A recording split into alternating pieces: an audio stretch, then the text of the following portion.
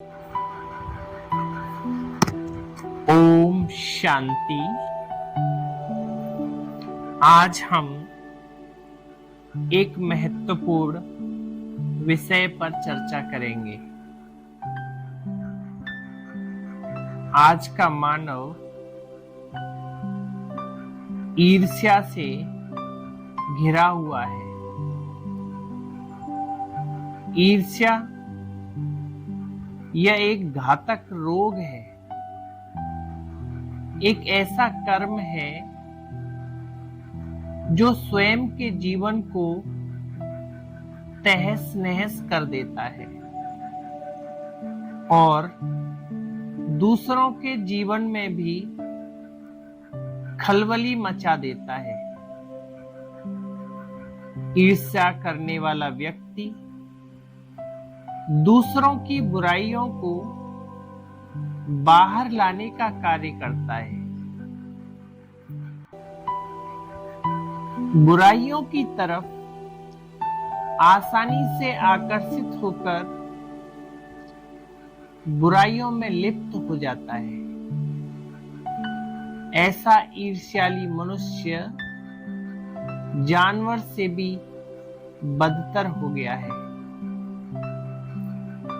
ईर्ष्या एक मानसिक कैंसर की भांति है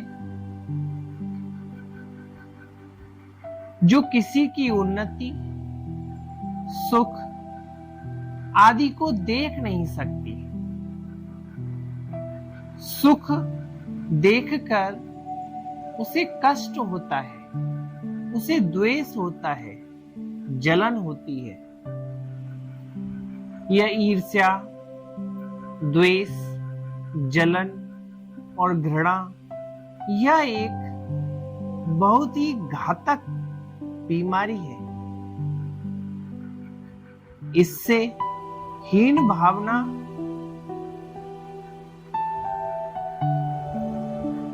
उदित अनावश्यक भावना जो दूसरों के सुख को देखकर दुख उत्पन्न करती है, ये छिपी हुई रहती है। जलन की तरह खुलकर सामने नहीं आती।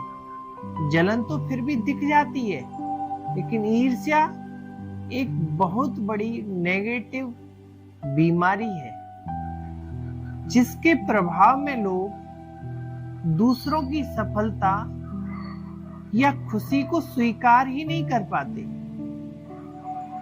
जबकि हो सकता है उससे उनका कोई सीधा नुकसान न भी हो रहा हो।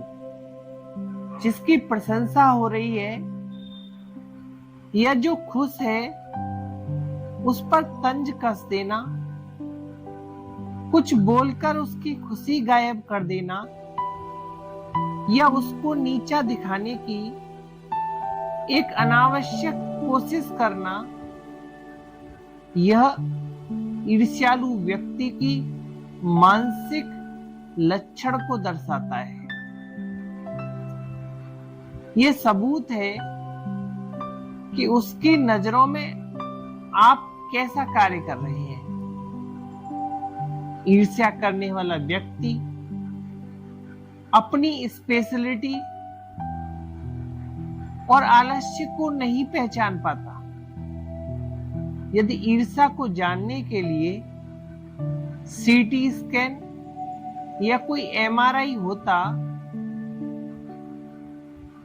तो पैथोलॉजिकल लैब जहां जांच होती है तो हम देख पाते कि ईर्ष्या का स्तर क्या है।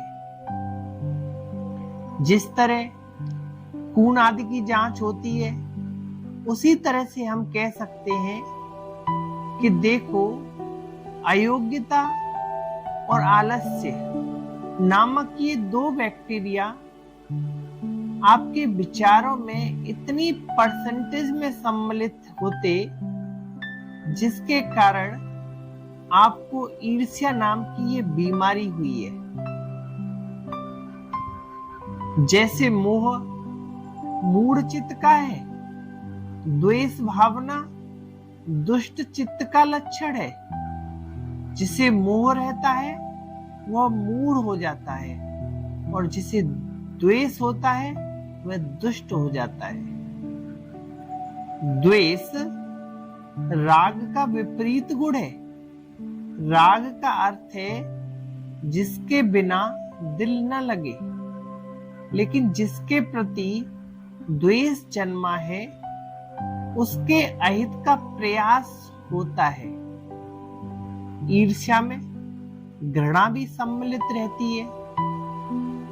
घृणा विभत्स रस का स्थायी भाव है। घिन, अरुचि, विद्वेष, तिरस्कार, नफरत, ये सब इसके पर्यायी है। कहावत है ना, प्रेम की तरह घृणा भी अंधी होती है, क्योंकि प्रेम में कुछ बुरा नहीं दिखता और घृणा में कुछ अच्छा नहीं दिखता। घृणा में सिर्फ और सिर्फ अवगुण दिखता है। मनुष्य कई बार अपने मन में ईर्ष्या, नफरत या क्रोध को जन्म तो दे देते हैं, पर बाद में पछताते हैं, पश्चाताप करते हैं। आखिर ये भाव, आखिर ये इमोशंस पैदा कहां से होते हैं? क्या इनसे छुटकारा पाया जा सकता है? जब तक हम अंदर से अधूरापन महसूस करते रहेंगे, तब तक किसी के पास अपने से ज्यादा दिखने पर जलन महसूस होगी। जब हम बहुत खुश होते हैं, तब क्या हमारे अंदर कोई जलन होती है? नहीं ना। जब हम नाखुश होते हैं, तभी हमारे भीतर ईर्ष्या जन्म लेती है। ईर्ष्या की चिंता न करें। अगर हर पल अंदर की ऊर्जा, खुशी और आनंद भरपूर है, तो जलन मन में रह नहीं सकती। जलन से लड़ने की बजाय यह अच्छा होगा कि जीवन के अनुभवों को संपूर्ण बना ले। ईर्ष्या एक ऐसी अग्नि है जो मनुष्य के सभी सुखों को जलाकर भस्म कर देती है।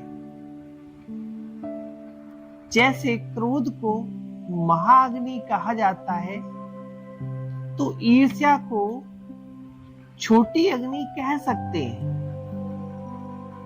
ईर्ष्या अर्थात घृणा कभी भी शुभ चिंतक और शुभ चिंतन का अनुभव नहीं कराएगी। इसका काम है खुद भी गिरना और दूसरों को भी गिराना। यही अग्नि एक दिन मनुष्य को भस्म कर देती है। कहावत है ना, आग जहां रखी जाती है उस स्थान को जला देती है।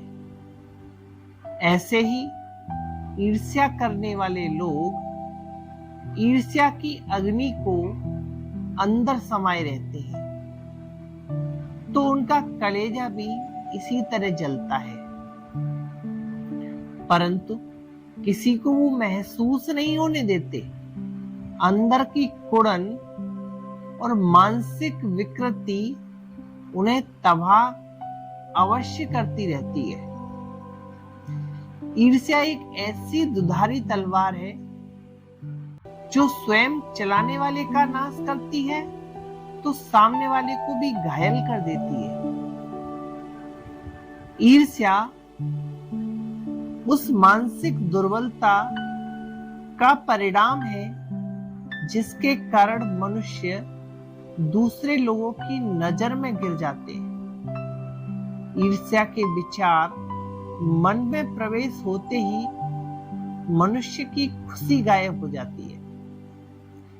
ईर्ष्या जब अपना घिनौना सिर उठाती है, तो हमारे जो अपने हैं वो भी शत्रु बन जाते हैं। जैसे जैसे इसका ग्राफ बढ़ने लगता है, मनुष्य अपनी मानसिक ऊर्जा का दुरुपयोग नेगेटिव सोच, विनाशकारी विचार, नेगेटिव क्रियाकलापों में करने लग जाता है।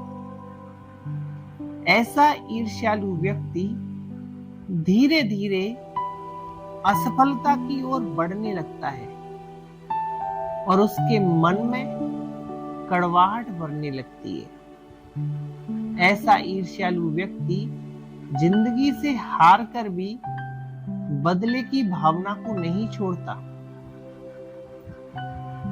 ईर्ष्यालु व्यक्ति का एक ही उद्देश्य रह जाता है कि किसी को कैसे भी नुकसान पहुंचाया जाए।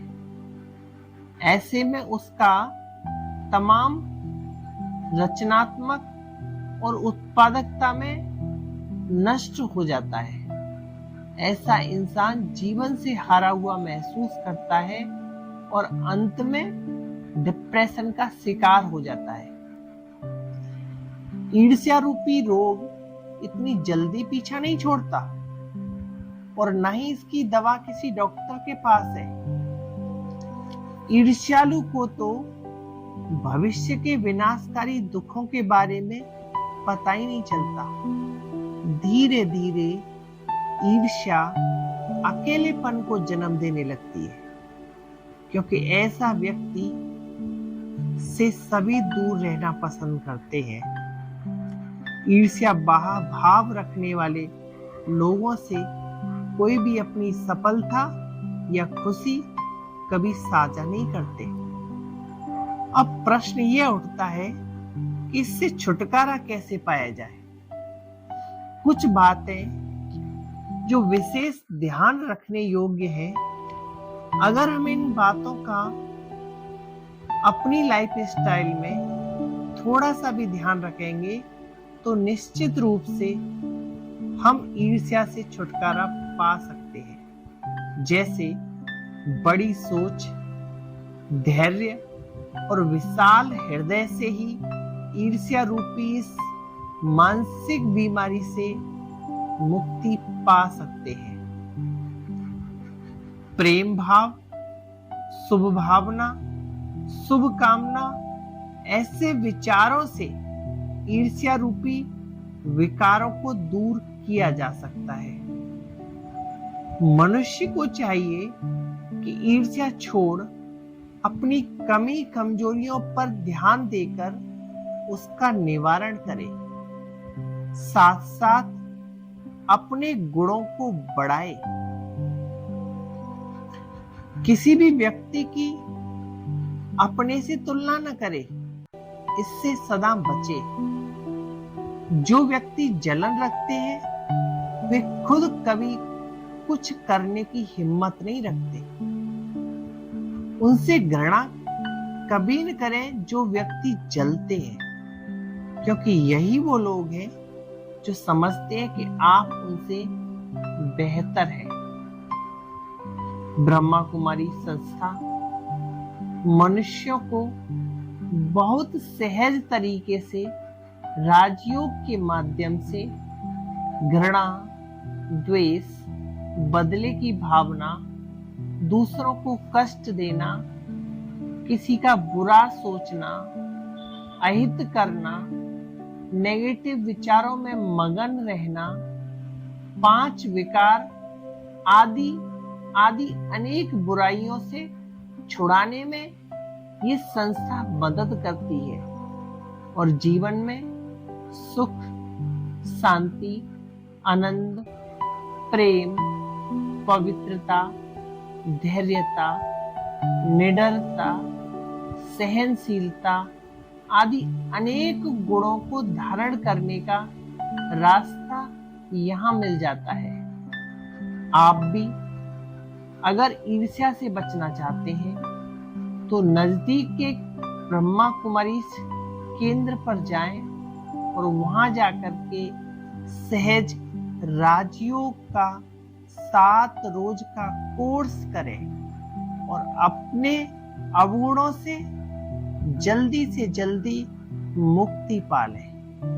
याद रखें, समय बहुत कम बचा है, इसलिए अभी नहीं तो कभी नहीं।